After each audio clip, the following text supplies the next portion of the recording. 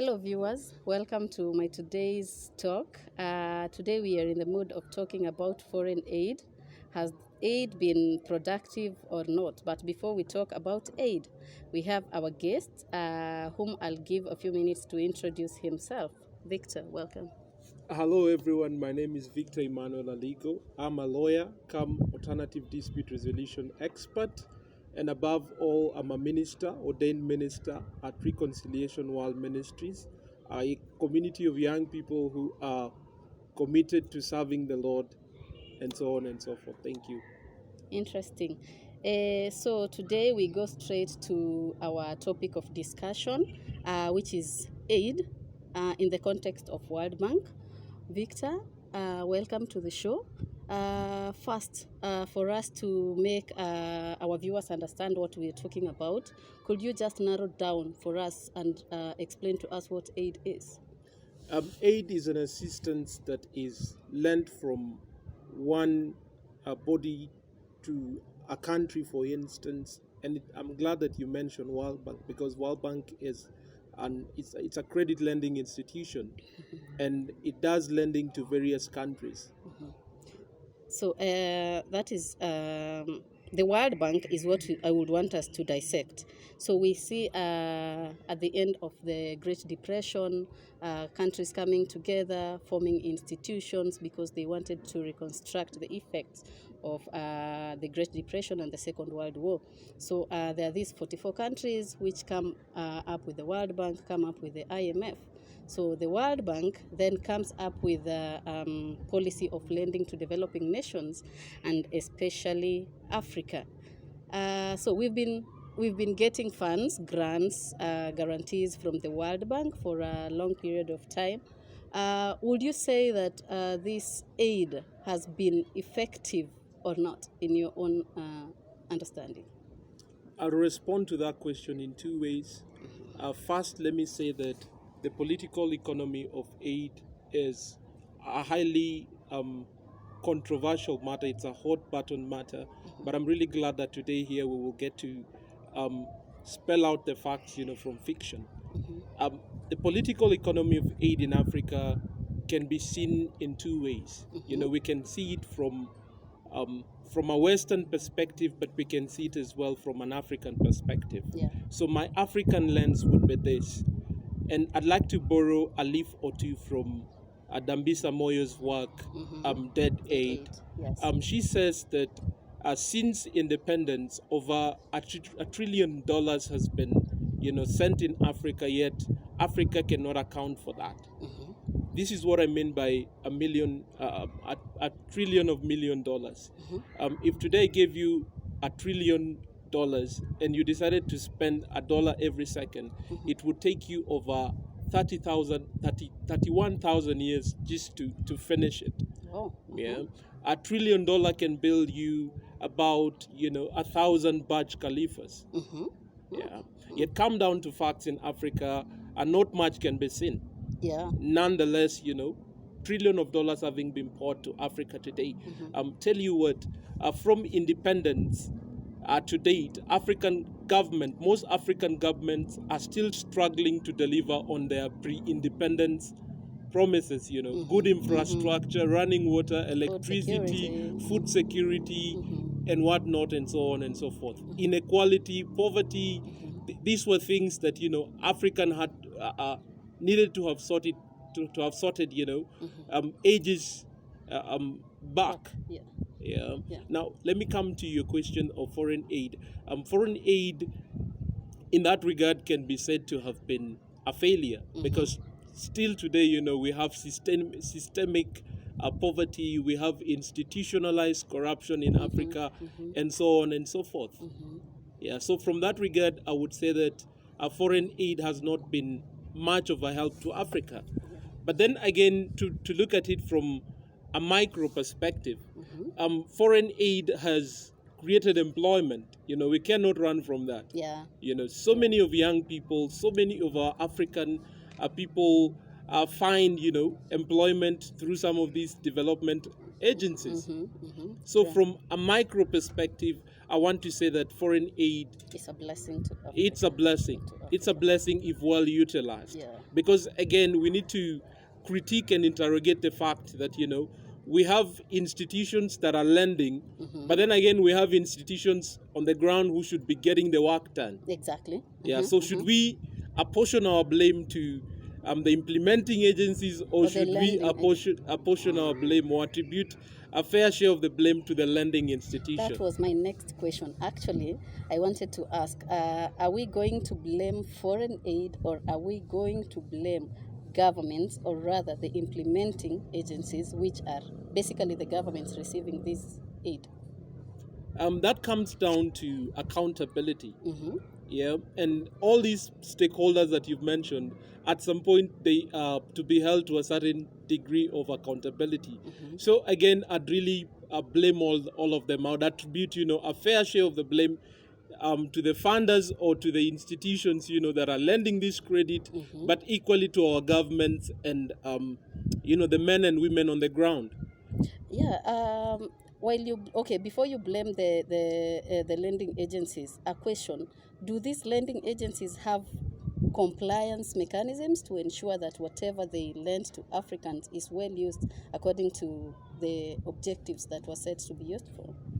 I'll take a cue from my faith. I'm a man of faith.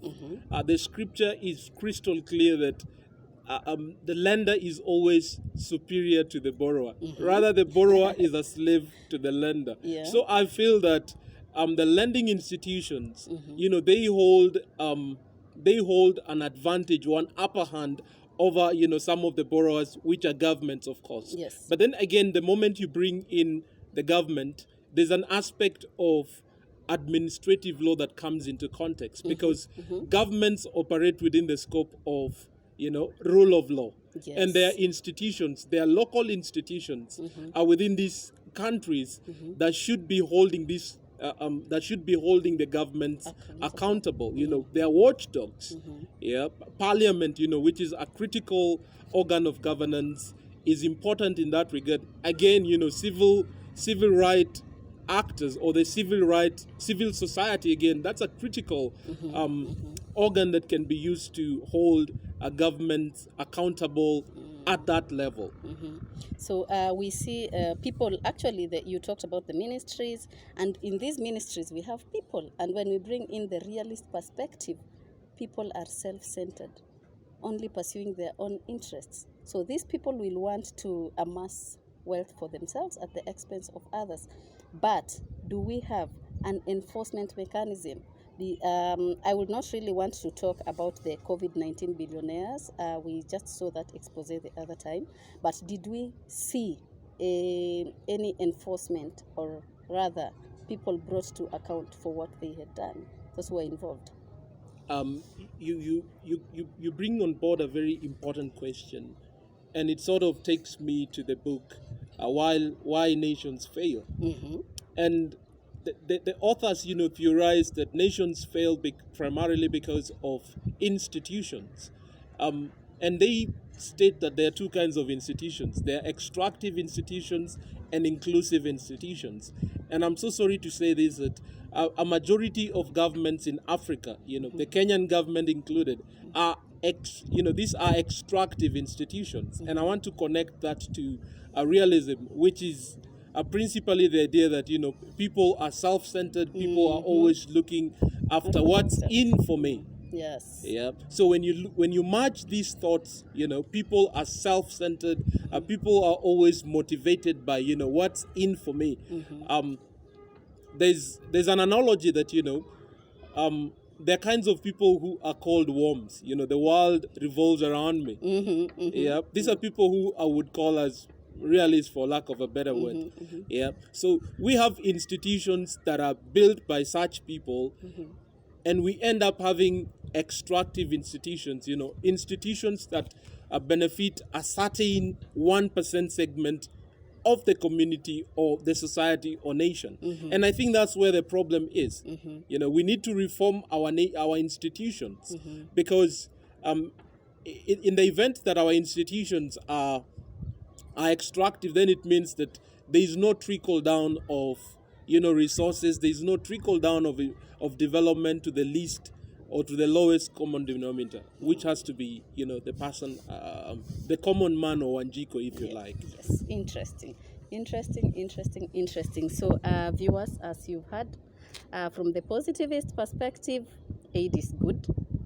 From interpretivist perspective, we have to analyze, and maybe we will say the borrower or the lender, each of them has not done their part to ensure that whatever is given as aid does what it is mandated to do. So we'll take a short break and then we will be back.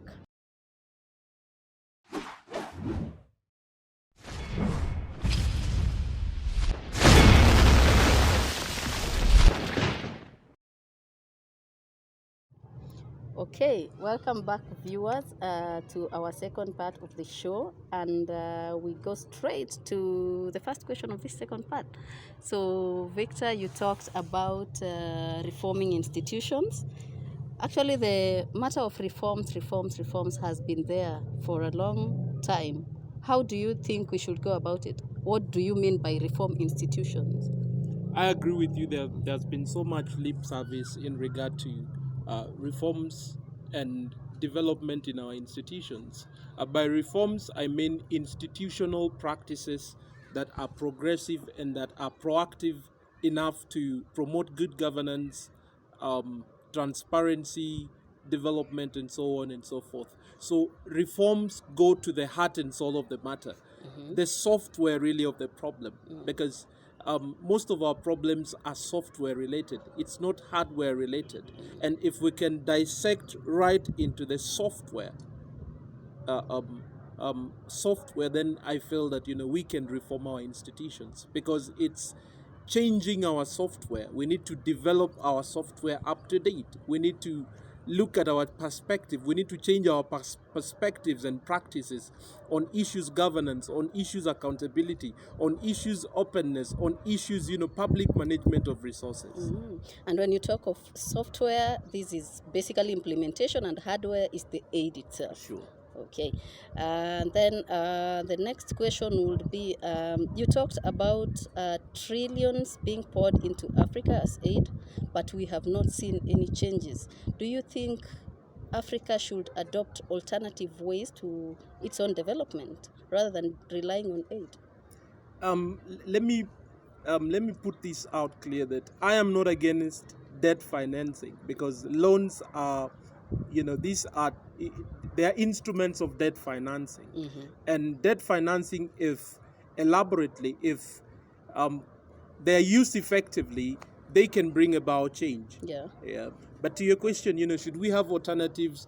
I feel we can still have a hybrid kind of a system. We can have debt financing from World Bank and put them into use properly. But then again, I'd like to say that we can use other options. I feel that the diaspora community, the African diaspora community in the overseas, they can be a good pool of resource, to plug into Africa. And I want to make reference to the Ethiopian Diaspora Trust Fund which is a form of an equity fund that has been very instrumental in the construction of the Gad Dam in Ethiopia. Interesting. Long story short, this is a joint venture between the government of Ethiopia and members of the Ethiopian society that are in the US, in Europe, Asia, and so on and so forth. So that's a good or an alternative, to debt financing, which is equity financing. But then again, I would really want to bring in a component of equity financing which would involve or integrate bonds. For instance, we had the Euro bonds. A very elaborate, a very novel, a very forward-looking idea. But then again, it comes down to what we were saying. Accountability and governance failed this worthy, good idea that we had, which was about creating capital out of our resources from Africa. Africa is a very resourceful country. Whether you look at it from a human development perspective, you look at it from a natural perspective, Africa has got all that it takes. We have all the tools in the toolbox. And I like what the amazing visionary Nelson Mandela says, Africa is a rich country but with poor people. I know. Yeah. So we have what it takes. Yeah. This concept of the diaspora, the African diaspora population, I think that should be replicated in Kenya. That's a very, very good example of what is happening elsewhere that should be replicated in other African countries. If it is working in Ethiopia, then it can also work in Kenya, don't you think? It would. It would work because the diaspora community is a constituency of people that is constituted of intellects. We have business women and businessmen. We have civil society actors. We have academicians and so on and so forth. This is a powerful recipe that if we take advantage of, it could take Africa or it could take Kenya to the next level of development. We just need to reach out to them. And I know they are very progressive people. These are people who are really looking forward to help this nation.